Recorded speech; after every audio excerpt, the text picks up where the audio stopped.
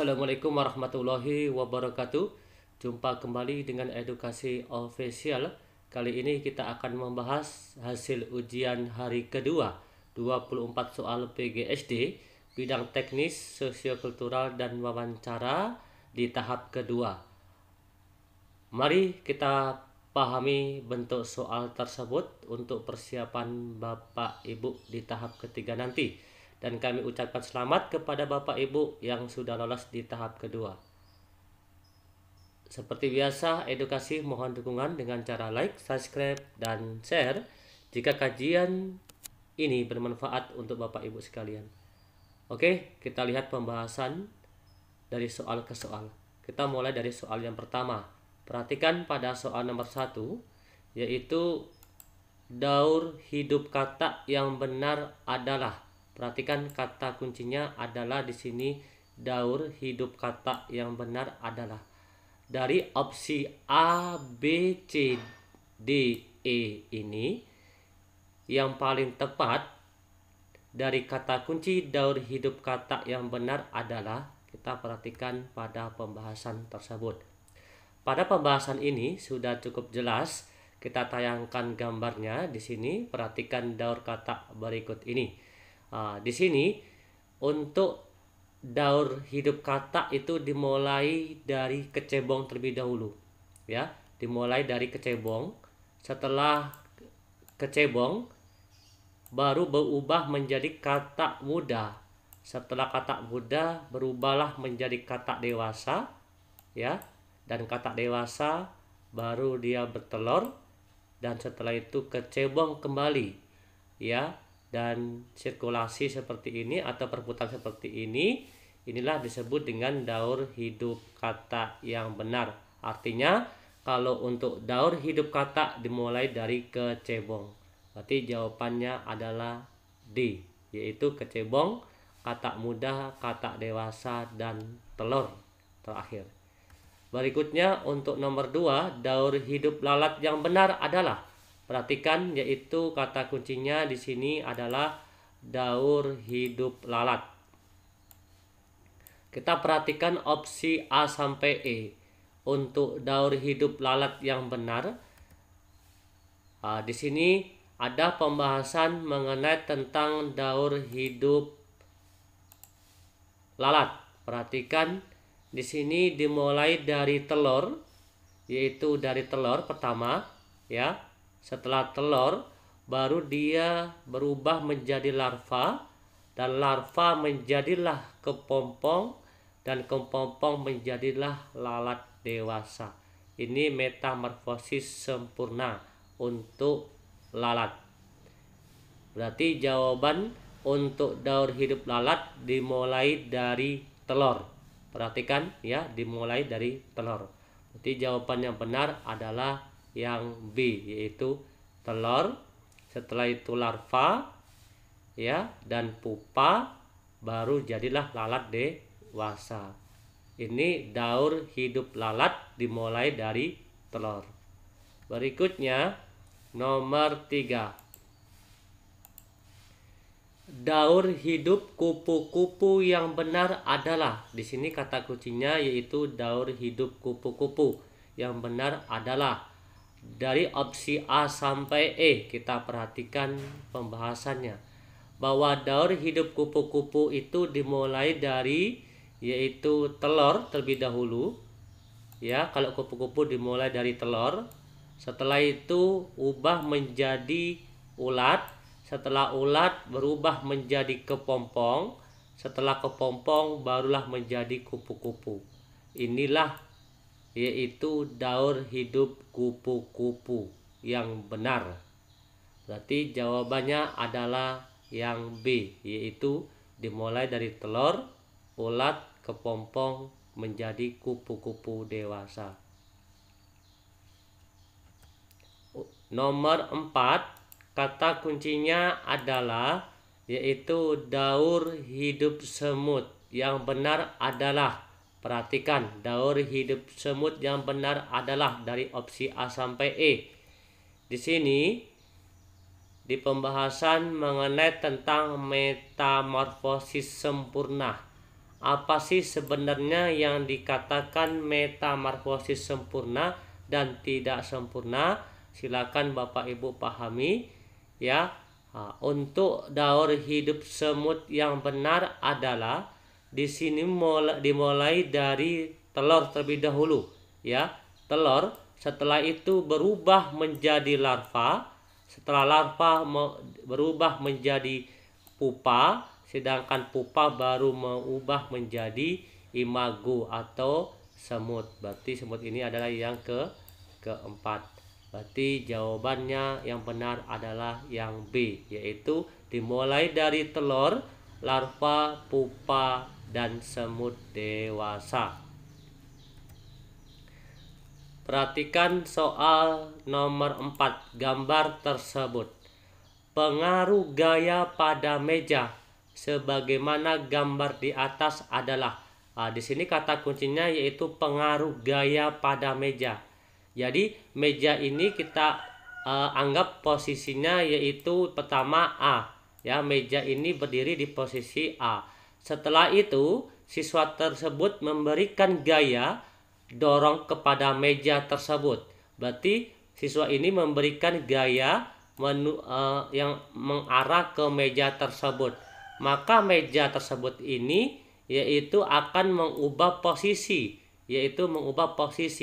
dari titik A maka mengubah ke posisi titik B. Berarti karena di sini ada perubahan posisi, jawaban yang benar adalah yaitu pada perubah posisi benda. Saya ulangi lagi, posisi meja ini pertama diam di posisi A. Setelah itu siswa tersebut memberikan gaya pada meja, yaitu gaya dorong pada meja, maka meja tersebut ini berubah posisi ke titik B. Berarti ada kata di sini yaitu perubahan atau berubah posisi. Maka jawaban yang benar adalah berubah posisi benda. Nomor 6. Daur hidup kecoa yang benar adalah, kata kuncinya yaitu daur hidup kecoa yang benar adalah opsi A sampai E. Perhatikan, di sini kecoa adalah hewan dengan metamorfosis tak sempurna. Tadi sekali lagi, apa sih metamorfosis sempurna dan tak sempurna? Silakan Bapak Ibu pelajari ya. Di sini untuk daur hidup kecoa yang benar itu dimulai dari telur terlebih dahulu. Berarti dimulai dari telur. Setelah telur itu nanti akan berubah menjadi bentuk namanya nimfa ya. Nimfa ini kecoa kecil ya. Dan ini akan berubah menjadi kecoa dewasa. Inilah disebut dengan daur hidup kecoa. Berarti jawabannya adalah yang B, yaitu dimulai dari telur, kecoa muda, dan imago. Imago ini adalah kecoa dewasa. Sedangkan kecoa muda ini disebut dengan nimfa. Perhatikan gambar soal nomor 7. Pada gambar di atas menggambarkan, perhatikan pada gambar tersebut ya. Opsi A ini itu pada gambar tersebut memberikan gaya pada tanah liat menyebabkan tanah liat berubah kecepatan. Berubah kecepatan di sini. Berarti sini ada kata yaitu berubah kecepatan. Yang kedua, pemberian gaya pada tanah liat menyebabkan tanah liat berubah arah. Ini ada berubah arah gayanya. C. Pemberian gaya pada tanah liat menyebabkan tanah liat berubah bentuk. Ya, berubah bentuk. D. Pemberian gaya pada tanah liat menyebabkan tanah liat berubah posisi. Ya. E. Pemberian gaya pada tanah liat menyebabkan tanah liat berubah energi. Kita perhatikan di sini, apakah kecepatan pada tanah liat tersebut berubah setelah kita berikan gaya? Kita hanya memberikan gaya sentuhan di sini. Apakah berubah kecepatannya? Maka bukan. Maka ya untuk yang A ini salah. Yang kedua, apakah berubah arah gayanya? Seumpama arah gayanya sesuai jarum jam, ya, rotasi sesuai jarum jam. Setelah kita sentuh, kita bentuk seperti ini, apakah berubah arah gayanya? Maka tidak, maka yang B juga salah. Yang C, setelah tanah liat ini kita berikan gaya, apakah tanah liat ini berubah bentuknya? Ya, mungkin yang pertama berbentuk persegi atau lingkaran. Setelah kita beri gaya, nanti bisa berbentuk lingkaran yang sempurna. Mungkin ini bisa aja terjadi. Yang D, apakah tanah liat berubah posisi? Maksudnya pertama tadi di posisi A, setelah kita beri gaya sentuh, bukan gaya tarik atau gaya dorongan, apakah nanti berubah posisi di titik B di sini? Itu pertanyaannya. Maka ini jawaban yang D juga salah. Yang E, yaitu penyebab tanah liat berubah energi. Apakah berubah energi? Pasti juga jelas salah. Maka jawaban yang benar di sini adalah yang C. Pada gambar jelas memberikan gaya menyebabkan bentuk tanah liat yang semua tak berbentuk menjadi bentuk yang lebih teratur. Berarti jawabannya adalah yang C. Nomor 8. Soal matematika. Anton mengelilingi halaman 3 kali yang berbentuk persegi. Luas halaman yaitu 289 meter persegi. Jarak yang ditempuh Anton adalah, yang ditanya adalah jarak, berarti nanti di sini meter satuannya. Oke, atau S di sini ya. Kita perhatikan di sini yang 289 ini adalah luas. Apa sih luas persegi tersebut? Kita perhatikan. Kita akan jelaskan lebih detail di sini, yaitu bahwa 289 tadi ini adalah luas. Tadi ini adalah keterangannya luas halaman yaitu 289 meter persegi. Berarti 289 ini adalah rumus dari luas. Rumus luas adalah S pangkat S. S pangkat 2 atau S kuadrat atau S kali S seperti itu. Untuk mengkondisikan S kuadrat seperti ini, maka di sini sisinya adalah akar dari 289. Ya, kita pindah di sini posisinya, sedangkan 289 pada pindah posisi sebelah kanan. Mengapa kok menjadi akar? Karena untuk menghilangkan yaitu tanda kuadrat di sebelah kiri ini, maka sebelah kanan diubah menjadi bentuk akar. Maka akar dari 289 ini adalah 17 meter. Ya. Ini adalah sisi. Artinya seperti ini. Berarti sisi itu adalah, kita buat, kok bisa dapatnya 289, berarti artinya seperti ini. Berarti 17 dikali yaitu 17 ya. 17 dikali 17 yaitu nanti akan menghasilkan 289. Maka sisinya adalah 17 meter. Rumus sisi. Nah, di sini kita harus, karena di sini ada kata-kata yang tadi yaitu mengelilingi halaman. Apa sih rumus keliling? Yaitu 4S atau 4 sisi kali sisi kali sisi kali sisi. Maka kelilingnya di sini yaitu 68 meter. S-nya berapa tadi? 17. Maka 17 dikali dengan 4 yaitu 68 meter. Perhatikan. Berarti karena kelilingnya tadi yaitu 68 meter, karena mengelilingi 3 kali, tinggal kita kalikan dengan 3. 3 dikali yaitu 68 meter sama dengan 204 meter. Berarti Anton mengelilingi halaman 3 kali tadi, ya, jarak yang ditempuh Anton yaitu berapa? 204 meter. Jawabannya adalah A. Nomor 9. Andi, Anton, dan Arman bersama-sama mendorong gerobak dengan arah yang sama. Masing-masing yaitu 10 Newton, 5 Newton, dan 20 Newton. Ketiga saudara tersebut dapat memindahkan benda yaitu 70 kg. Maka percepatan gerobak tersebut adalah, di sini yaitu besarnya 10 Newton, 5 dan 20 ini adalah gaya. Ya, sedangkan 70 ini adalah benda, berarti masanya. Yang ditanya adalah percepatan gerobak tersebut. Kita perhatikan pada pembahasan tersebut. Di sini total gaya, karena terdapat 3 saudara tadi, yaitu Andi, Anton, dan Arman. Artinya sini kita bahas yaitu total gaya tersebut adalah 10 ditambah 5 ditambah 20. Maka total pada 3 saudara tadi yaitu 30 Newton. Berarti total gaya 3 orang tadi yaitu 35 Newton. Sedangkan masanya di sini yaitu 70 kilogram. Yang ditanya apa? Yang ditanya percepatan.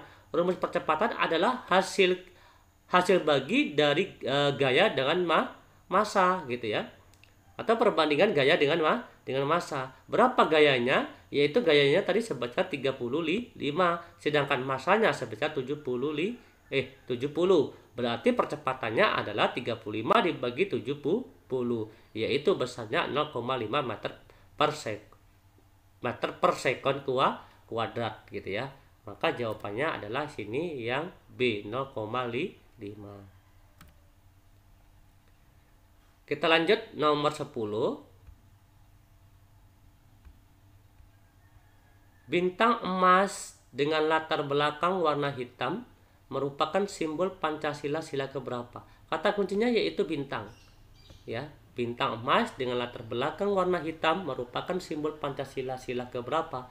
Kita perhatikan di sini, yaitu pada sila pertama itu simbolnya yaitu bintang, sila kedua simbolnya rantai, sila ketiga simbolnya pohon beringin, sila keempat simbolnya kepala banteng, dan sila kelima simbolnya padi dan kapas di sini. Berarti jawabannya adalah yang A, 1 sila pertama. Nomor 11. Perhatikan pada nomor 11 tersebut. Pohon beringin memiliki sulur ya, yang banyak menggantung di ranting-rantingnya. Hal ini pada lambang sila ketiga Pancasila memiliki maksud. Kata kuncinya adalah di sini pohon beringin. Ya, pohon beringin ini memiliki sulur yang banyak menggantung di ranting-ranting. Hal ini pada lambang sila ketiga Pancasila memiliki maksud adalah, maksud dari pohon beringin pada sila ketiga Pancasila adalah, kita perhatikan di sini. Apa sih maksud dari atau arti dari sulur-sulur tersebut yang menggantung di ranting-ranting pohon beringin tersebut? Kita perhatikan di sini. Ya, maka jawabannya yang tepat adalah yang A. Sulur-sulur pada pohon beringin melambangkan suku, keturunan, dan agama yang berbeda-beda di Indonesia. Meski berbeda-beda, mereka tetap bersatu sebagai bangsa Indonesia di bawah lambang Pancasila. Berarti jawabannya adalah A. Kita perhatikan pembahasannya. Di sini, pohon beringin merupakan simbol sila ketiga yang berbunyi Persatuan Indonesia. Pohon beringin daunnya lebat dengan akar yang menjulur ke bawah diartikan sebagai tempat berteduh. Jadi Pancasila sebagai dasar negara diibaratkan sebagai peneduh bangsa Indonesia untuk berlindung dan merasa aman. Pohon beringin juga memiliki akar tunggang yang kuat menggambarkan persatuan bangsa Indonesia. Sementara sulur-sulur pada pohon beringin melambangkan suku, keturunan, dan agama yang berbeda-beda di Indonesia. Meski berbeda-beda, mereka tetap bersatu sebagai bangsa Indonesia di bawah lambang Pancasila. Jadi tadi jawabannya yang benar adalah yang A.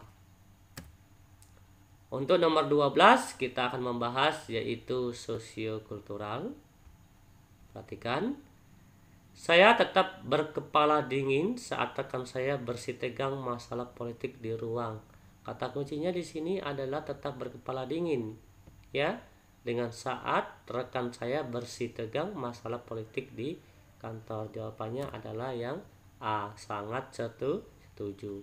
Artinya kita harus tetap menghadapi suatu masalah di kantor itu dengan yaitu tetap berkepala dingin, dengan santai ya, tidak emosi gitu ya. Apapun permasalahannya di kantor tersebut.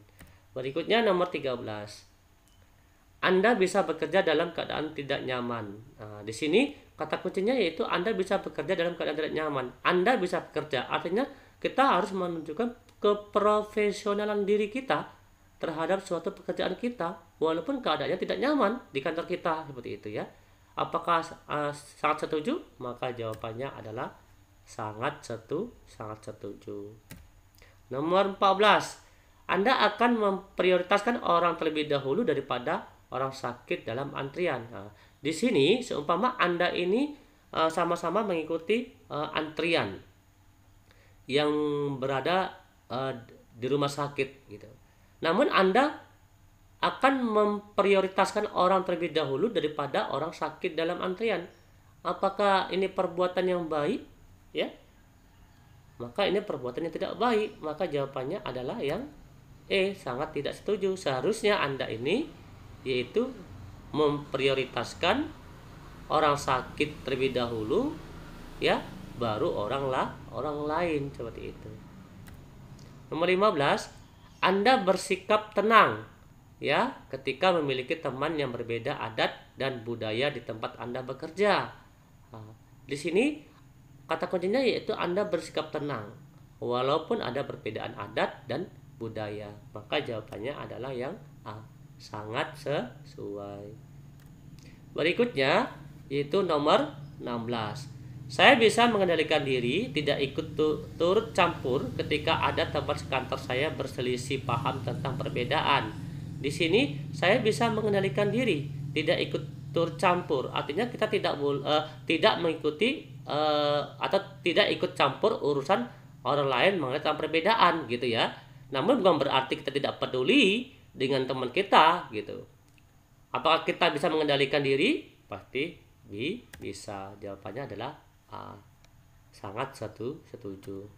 Nomor 17, jika ada konflik, saya tetap menjaga emosi saya. Nah, di sini yaitu kita kata kuncinya yaitu tetap menjaga emosi saya walaupun ada konflik. Karena di sini tetap menjaga emosi. Maka jawabannya adalah yang A, sangat setuju. Karena kata kuncinya yaitu tetap bisa menjaga emosi, ya. Nomor 18, saya bersabar jika teman saya di tempat kerja suka sombong dan memamerkan barang-barang elektronik miliknya, ya. Saya bersabar. Kata kuncinya di sini yaitu saya bersabar. Ya, saya bersabar jika teman saya di tempat kerja suka sombong dan memamerkan barang-barang elektronik miliknya. Maka jawabannya adalah A, sangat setuju. 19,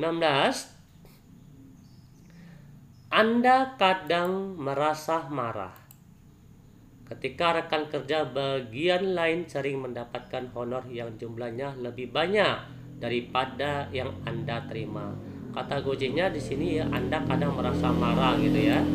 Gara-gara apa? Gara-gara teman Anda mendapat honor yang jumlahnya lebih banyak daripada Anda sendiri. Maka jawabannya adalah yang E, sangat tidak setuju ya. 20, Anda akan menghormati orang lain ya saat orang lain menghormati Anda. Kata kuncinya seperti ini. Anda akan menghormati orang saat orang lain menghormati Anda. Di sini kata kuncinya adalah Anda akan menghormati orang apabila orang lain menghormati Anda. Setujukah? Maka jawabannya sangat tidak setuju, gitu ya. Mengapa jawaban tidak setuju? Jadi, untuk kita menghormati orang lain, tidak perlu orang tersebut untuk menghormati diri kita, gitu ya. Apabila kita melakukan terlebih dahulu menghormati orang lain, maka orang tersebut akan menghormati kita, gitu ya. Oke.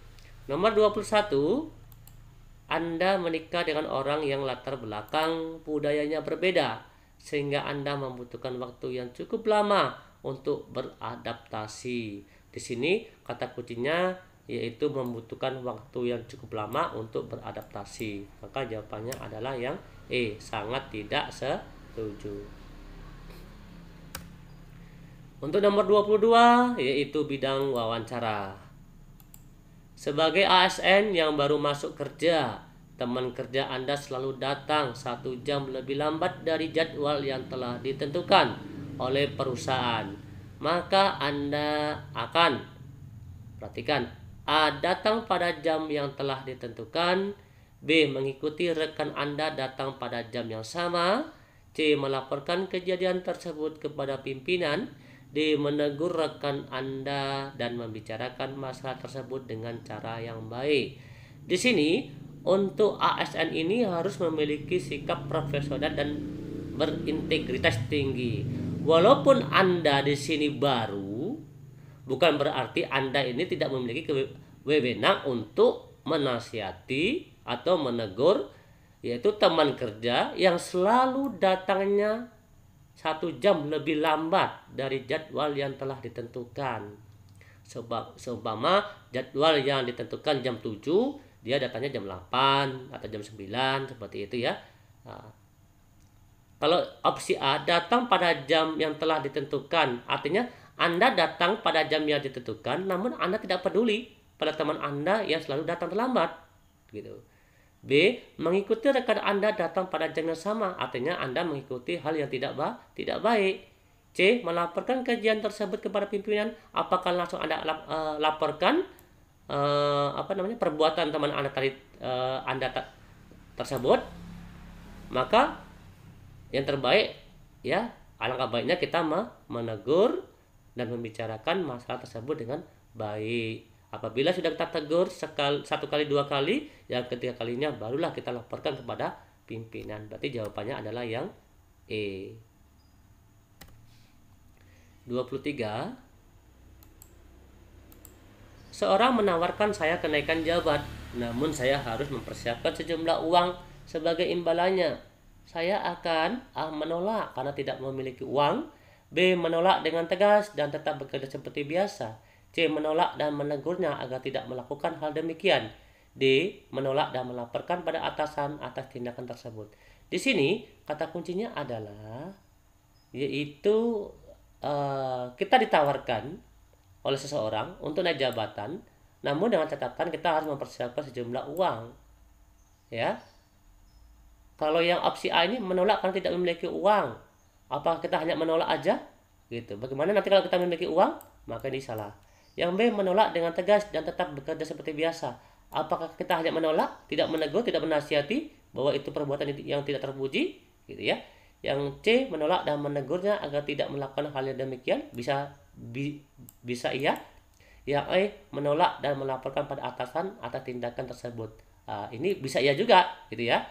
Namun untuk yang E ini alangkah baiknya setelah kita menolaknya, kita juga harus menegur, gitu ya, menegur perbuatan teman kita atau seseorang tersebut bahwa itu perbuatan yang tidak terpuji, gitu. Namun apabila hal ini sering terjadi, bisa Anda langsung laporkan pada atasan Anda tersebut ya, atau kepada panitia tersebut.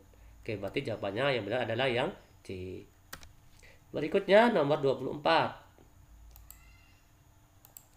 Anda melihat rekan kerja selalu berbicara keras saat jam kerja sehingga Anda merasa terganggu, maka Anda akan A, memilih diam dan mengabaikan sikap rekan kerja. B, mengikuti perilaku rekan kerja supaya dianggap setia kawan. C, melaporkan kejadian tersebut kepada atasan. D, menegur rekan Anda dan membicarakan masalah tersebut dengan cara yang baik. Di sini ini perbuatan yang tidak bagus, ya.